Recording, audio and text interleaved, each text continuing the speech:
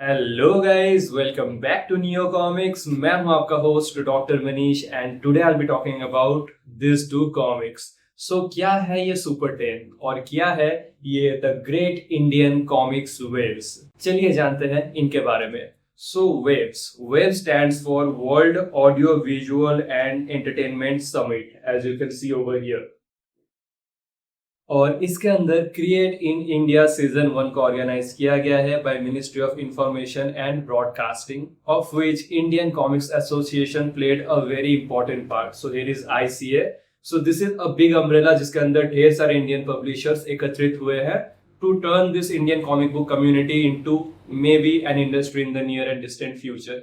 सो इस create in India season 1 के under organise किया गया था कॉमिक्स क्रिएटर चैंपियनशिप, जिसमें था दो categories, the professional one and the amateur one, and hundreds of participants took part in this competition. And among all those competitors जो top 5 हुए from the professional category and the amateur category, उनके comics को feature किया गया है इस super 10 में।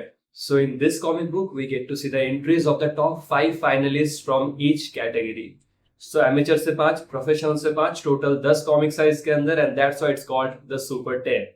And the Great Indian Comics Waves is about the journey of Indian comic book scene from the early 1900s to till today. So without any more further delay guys, let's get started.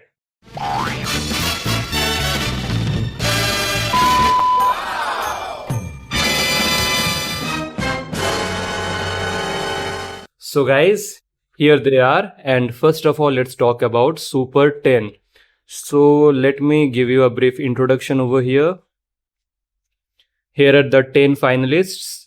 So professional category का 5 entries ये रहा और amateur category का top 5 entries ये रहा। And here is a little bit about ICA and waves. आप video को pause करके इसको पढ़ सकते हैं। This will give you enough idea about what ICA and what waves is all about. And ये रहा जूरी मेंबर्स, ये रहा वो क्रिएटर्स।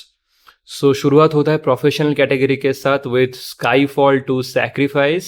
एंड गाइस, क्योंकि ये दोनों comics are not yet available for sale, इसीलिए मैं आपको डिटेल्स में दिखाने वाला हूं ताकि you don't miss out on anything. So Skyfall two sacrifice is executed by Mohit Sharma and Ayush Kumar. This is about a war veteran handling PTSD. The second entry is The Last Devotee. ये fantasy genre को belong करता है for the most part, and it has been written and drawn by Aparna Chaurasia. It primarily belongs to the fantasy genre with a little bit about some gods and goddesses.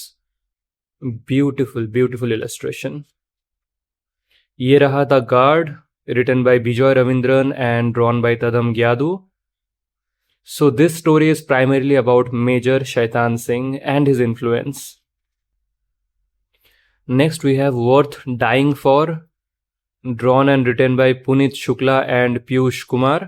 Another beautiful story about army men, their morals and their code of conduct. So I really loved this one. The Fridge. The Fridge is written and drawn by Tejas Janardhan, and the special thing about this story is कि इसमें कोई भी narration use नहीं किया गया है. There are no dialogues whatsoever. पूरा कहानी को पिक्टोरियल डिपिक्शंस और सिक्वेंशियल आर्टवर्क के थ्रू ही प्रेजेंट किया गया है, which is a very skilful job to be very honest. और इसी के साथ खत्म होता है प्रोफेशनल कैटेगरी और शुरू होता है एमेचर कैटेगरी का top 5 entries, starting with Kalkin, pillar of the north. Story and art by Shubhajit Pal and Vivek Pradhan. Art work थोड़ा मांगा स्टाइल वाला है एज यू कैन सी. और ये कंप्लीट कहानी नहीं है, it is to be continued, introduction ही है. फैंटेसी मिथ्स लेजेंड्स ये सबसे associated. And then comes doctor dog by Vindhyarsh Mishra. I am sorry if I mispronounce that name.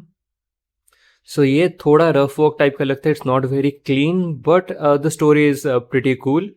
It's about a dog and his scientist master, and एक accidental experiment के through वो एक दूसरे का conscious में tap कर जाते हैं, यानी कि डॉग के बॉडी में मास्टर आ जाता है और मास्टर के बॉडी में डॉग आ जाता है और उससे मच जाता है थोड़ा बहुत हलचल.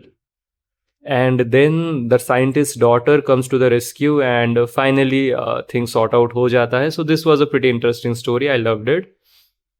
Then come ghosts of the jungle by Rohit and Shivangi. So this is a tribal story basically.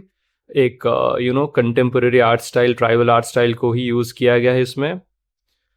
Then comes Terra Sol, the divided truth. So this is an interesting post apocalyptic sci-fi type का एक vibe देता है ये कहानी, और ये भी कुछ खास कंप्लीट तो मुझे लगा नहीं. It is going to be continued. And at last, but not the least, Ashes of Divinity by Randeep Singh. This story mostly resonates with Hindu mythology, with manga style artwork. It mostly resonates with monsters, rakshasas, gods, and the introduction of Kalki. ये भी to be continued है. And basically that's it guys. ये सारे top 5 entries है, and अभी आप screen पे देख सकते हैं कि इनमें से विनर्स कौन कौन सा था. And now let's come to the great Indian comics waves.